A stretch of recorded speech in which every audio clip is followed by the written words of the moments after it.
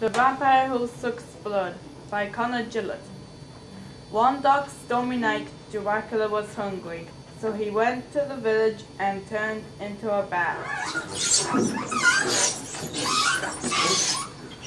He then flew into the nearest open window. There he turned back into a vampire.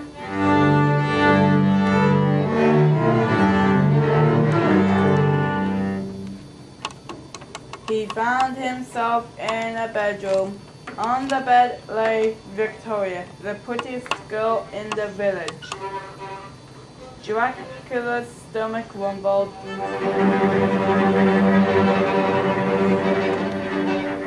He had to have some blood without waiting any longer. He pounced on her bed and bit her neck. Victoria woke up and screamed. But it was too late. Dracula sucked all her blood and flew back to his castle.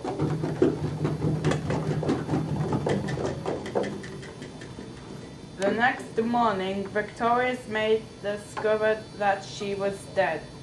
Then the mayor ordered a vampire hunter to go destroy Dracula. He'd had enough of his murders. The hunter ran up to the castle. He snuck inside. He soon found Dracula and fought him. They fought and fought and fought until the sunrise.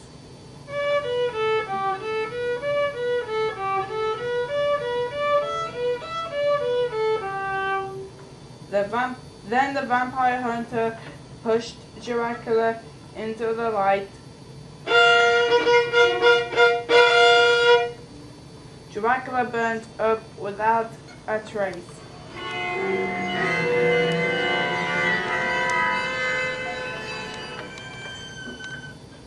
The